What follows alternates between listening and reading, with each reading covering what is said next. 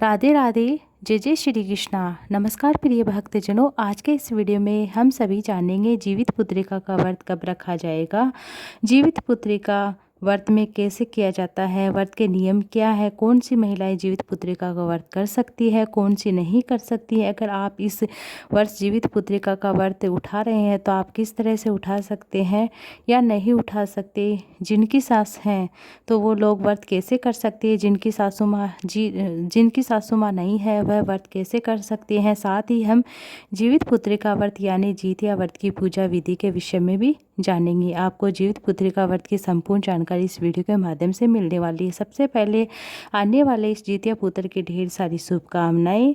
2024 में पूजा का सोमवार जितिया पुत्र के व्रत में कब रहेगा, व्रत के कारण शुभ मुहूर्त क्या है, और मैं इसी वीडियो में आप सभी को बताऊंगी कि आपको किस तरह से पूजा करनी है। संपूर्ण जानकारी आपको इस वीडियो में मिलने वाली है, तो वीडियो को ज़्यादा से ज़्यादा शेयर कीजिएगा, लाइक कीजिएगा।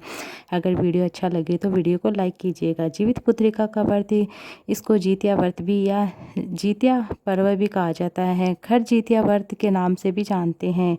जितिया पुत्री व्रत महिलाएं अपनी संतान के लंबी उम्र के लिए करती हैं। पहले के टाइम में जिनके पुत्र होते थे वे इस व्रत को करती थी, लेकिन अभी बेटा हो या बेटी सब बराबर के होते हैं। इसलिए संतान की जिन लोगों के संतान हैं, जिन माताओं जिन्हें संतान है और जिन्हें संतान की प्राप्ति की कामना के लिए भी है उपाय, यह व्रत कर सकती हैं। जीवित पुत्री का व्रत करते हैं जिनकी संतान अभी नहीं है, वह भी यह व्रत कर सकते हैं। जिनकी शादी हो चुकी है, काफ़ी टाइम हो गया है लेकिन संतान नहीं है, तो वह संतान प्राप्ति के लिए जीवित पुत्रिका का व्रत करे तो उन्हें संतान की प्राप्ति अवश्य होती है। अब जान लेते हैं कि जीवित पुत्रिका व्रत इस वर्ष किस दिन किया जाएगा। जीवित पुत्रिका के व्रत अश्विन मास के कृष्ण पक्ष में आने वाली जो अष्टमी तिथि होती है उस दिन किया जाता है, यानी श्राद्ध पक्ष की जो अष्टमी तिथि होती है उस दिन जीवित पुत्रिका का व्रत किया जाता है। यह व्रत 3 दिन का होता है। पहले सप्तमी तिथि को नाए खाए का दिन होता है, अष्टमी के दिन निर्जला व्रत रखा जाता है, नवमी के दिन व्रत का पारणा किया जाता है अर्थात व्रत खोला जाता है। व्रत का जो पारणा करेंगे वह नवमी तिथि के दिन सुबह सूर्योदय होने के बाद व्रत का पारणा किया जाता है। तो पूरा दिन 3 दिन का यह व्रत होगा। इस व्रत के कुछ नियम भी होते हैं जो मैं आपको बताऊंगी। इस वर्ष यानी 2024 में जीवित पुत्रिका का व्रत 25 सितंबर दिन बुधवार को किया जाएगा। निर्जला व्रत 25 सितंबर के दिन हमें व्रत करना है और 24 सितंबर के दिन नाए खाए का किया जाएगा। और साथ ही जो लोग मंगलवार को हेयर वॉश नहीं करते हैं वह मंगलवार को हेयर वॉश नहीं करते हैं, लेकिन क्या इस बार बड़ा त्यौहार है। अब वो लोग पूछेंगे कि हम लोग मंगलवार के दिन हेयर वॉश नहीं करेंगे, हम क्या करें। तो आपको क्या करना है, आपको हमारे शास्त्रों में बताया गया है कि जो भी वार होता है, तिथि होती हैं, वार से बड़ी तिथि होती हैं, तो इसलिए आप मंगलवार के दिन अपने बाल धो सकते हो। अगर कोई त्यौहार आता है तो आप त्यौहार बड़े होते हैं तो आप बालों को धो सकते हो, लेकिन फिर भी अगर आपको कोई दुविधा है या कोई संशय है तो आधा दिन निकलने के बाद आप अपने बाल को धो सकते हो। जैसे 4 बजे से जैसे 3, 4, 5 बजे के बीच में आप धो सकते हो। हेयर वॉश करने से अच्छा, मतलब आपको हेयर वॉश अच्छे से कर लेना है, शुद्ध हो लेना है। हेयर वॉश करने के बाद आपको शुद्ध सात्विक भोजन खाना है। इसे कहते हैं कि नाए खाए का दिन। आपको लहसुन प्याज बिल्कुल नहीं खाना है। बाल धोने के बाद शुद्ध सात्विक भोजन करना है और ब्रह्मचर्य का पालन करना है। इसमें तोरी, जिसे हम झींगा भी कहते हैं, तोरी की सब्जी बनाकर खाई जाती है। कुछ साथ में ही तोरई के पत्ते भी बहुत महत्वपूर्ण होते हैं इस व्रत में, क्योंकि जो भी खाना हमें अपने पूर्वजों के लिए, जिनकी सास नहीं है वह अपनी सास के लिए खाना निकाले, बाकी चील शियार और जिम तवान जी के लिए निकाला जाता है खाना। सब आपको उस तोरे के पत्ते पे निकाला जाता है। तोरे के पत्ते आप पहले ही लेकर आइए। नाए खाए वाले दिन ही आपको क्या करना है, यह कार्य करना है। तोरी की सब्जी बनाई जाती है। जिस दिन व्रत का पारणा होता है उस दिन भी तोरी की सब्जी बनाई जाती है, ठीक है।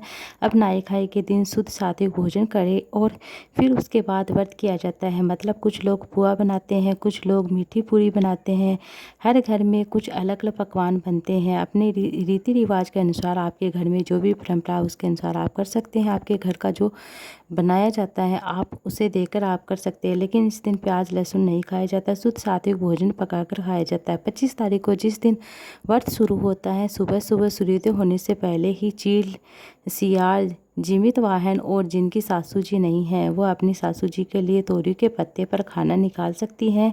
उन्हें दही चिड़ा और एक खाना वगैरह होता है जो भी आपके घर में बनता है, मीठी पूड़ी वगैरह या दही चिवड़ा जो भी बनता है वह आपको उस पत्ते पर निकालना है। आपको क्या करना, छत या आंगन में निकाल कर रख देना है। फिर पूरा दिन निर्जला व्रत रखना है। सुबह सुबह नहाने के बाद आपको क्या करना, तोरे के पत्ते पर जो खाना निकाला है सुबह सुबह नहाने निकले, कुछ लोग सरगी भी करते हैं। अगर आप लोग सरगी करते हैं तो आपको क्या करना है, 4 बजे से पहले पहले आपको सरगी कर लेना है। पूरे दिन हमें निर्जला व्रत रखना है। तो इस व्रत में आपको क्या करना, सरगी में आप जूस वगैरह ले सकते हो, चाय दूध वगैरह ले सकते हो, जूस वगैरह पी सकते हो, फ्रूट वगैरह ले सकते हो।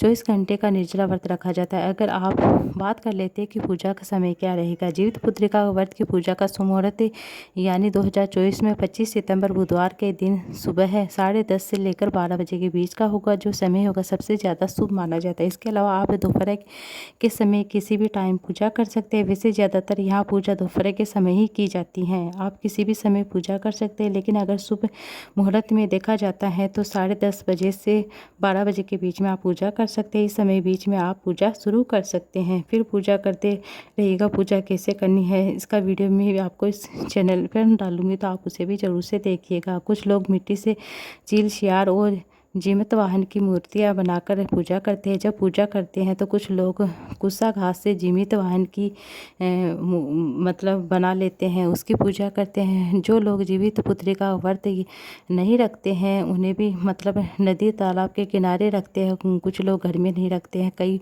भाई बहन नदी तालाब के किनारे जाकर, यह आजकल पॉसिबल नहीं होता हर किसी के लिए, क्योंकि कुछ लोग बाहर रहते हैं, कुछ लोग फ्लैट में रहते हैं, कुछ लोग विदेश में रहते हैं। तो सबके लिए पॉसिबल नहीं कि वह नदी तालाब के पास जाकर पूजा कर सके। अपने घर में पूजा सिंपल सादा तरीके से कर सकते हैं। इसकी सारी वीडियोज में आपको इस चैनल पर देने वाली हूँ। अभी तक आपने मेरे चैनल को सब्सक्राइब नहीं किया तो प्लीज़ सब्सक्राइब कर लीजिएगा।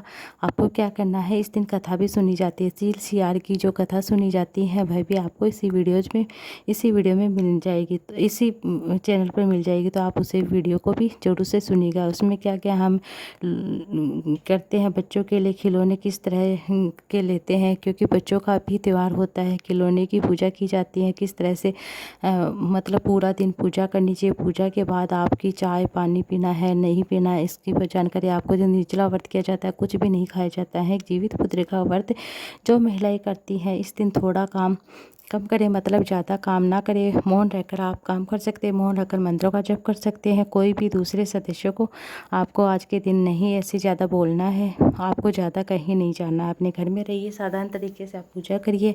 आपको क्या करना है, आज के दिन किसी की भी चुगली वगैरह नहीं करनी है। आपको अपने घर में रहकर इस तरह से अपने घर का काम कर सकते हैं। आराम करें इस दिन ज़्यादातर, ताकि अगर आप काम नहीं करेंगे तो आपके हाथ में और मतलब हाथ से पाँव होने का भी कुछ कम चांस है। इस दिन आप कम से कम काम करें। विशेष सफाई वगैरह आप पहले दिन ही कर लें। नॉर्मल काम की तरह आप काम कर सकते हैं। इस तरह से आप जीवित पुत्रिका व्रत पूजा विधि कर सकते हैं। पारना 26 सितंबर को किया जाएगा। जीवित पुत्रिका का व्रत का पारना आपको 26 सितंबर को ही करना है। इस तरह से आप जीवित पुत्रिका अगर नहीं है तो आप जितिया का डोरा भी बना सकते हैं। कैसे डोरा बनाया जाता है इसकी वीडियो मैं चैनल पर डाल दूंगी, आप उसे भी जरूर से आजकल तो मार्केट में मिलने लगा है जीवित पुत्रिका का डोरा। आप अपने घर में भी बना सकते हैं और मार्केट से भी खरीद कर लाकर एक दिन पहले लेकर आ जाइए। जिन लोगों की सास हैं वह सरगी सिंजारा जो भी होता है उनका माना होता है, और जो उनकी सास नहीं है वह जो व्रत रखती हैं उनके नहाए खाए का दिन हमें दान करना चाहिए। फिर वो लोग दान करते हैं। जिस दिन नहाए खाए होता है उस दिन आटे का सीधा निकाला जाता है। तोरी, नमक, मिर्ची, हल्दी, दाल वगैरह सब्जी कुछ सीधा डालकर हम जैसे मंदिर में सासू माँ जी होती है तो वह मंदिर में किसी को भी दे देती है नहाए खाए के दिन। फिर व्रत शुरू करते हैं। उसके बाद सुबह सुबह तोरी के पत्ते पर दही चिवड़ा निकाला जाता है। अलग होता है। नहाए खाए के दिन आटा और सब्जी नमक मिर्च मसाले का दान किया जाता है। जिनकी सास है नहाए खाए के दिन दान नहीं करती हैं तो सिर्फ पारना के दिन आप दान कर सकते हैं। जिनकी सासू है वह पारना और नहाए खाए दोनों बार आप दान कर सकते हैं, यानी नहाए खाए के दिन भी दान कर सकते हैं और पारना के दिन भी दान कर सकते हैं। पारना के टाइम चावल का दान जरूरी होता है। इसके अलावा आप जो भी दान करना चाहते हैं वह कर सकते हैं। अपनी शक्ति सामर्थ्य के अनुसार बिल्कुल शुरू कर सकते हैं आप। अगर आप नया व्रत मतलब शुरू करना चाहते हैं पहले शुरू से तो आप कर सकते हैं। अधिक से मतलब इस तरह से आप कर सकते हैं। इसके साथ ही बहुत लोग कहते हैं कि जीवित पुत्री का व्रत श्राद्ध में हम नए कपड़े नहीं पहन सकते। ऐसा कुछ नहीं है, आप श्राद्ध में नए कपड़े पहन सकते हैं। इस व्रत में नहाए खाए मतलब बहुत महत्व रखता है। जो आपके पास है वह कपड़े भी पहन सकते हैं, इसमें ऐसा कुछ नहीं। बाकी कुछ परिवार का अपना परंपरा होता है, कुछ लोग नए कपड़े पहनते हैं, कुछ लोग नहीं पहनते हैं। श्राद्ध पक्ष की जो अष्टमी तिथि होती है वह अपने आप में बहुत ही अद्भुत होती है, महत्वपूर्ण होती है। इसी दिन जीवित पुत्री का व्रत किया जाता है। इस व्रत में आप सिंदूर भी लगा सकते हैं, मेहंदी भी लगा सकते हैं। इस व्रत में आप महावर भी लगा सकते हैं। जो भी श्राद्ध के नियम होते हैं उनसे इस व्रत में आप ये सब काम कर सकते हैं, क्योंकि ये व्रत आता ही इस टाइम पे है। तो जीवित पुत्री का व्रत से आप संबंधित आप सारे मतलब जो भी श्रृंगार की चीज़ें होती है वह आप धारण कर सकते हैं। इस तरह से जीवित पुत्रिका का व्रत रखा जाता है। आपके संतान के लिए मंगलमय हो इसी कामना के लिए आप जीवित पुत्रिका का व्रत रखती हैं। हरे कृष्ण, राधे राधे।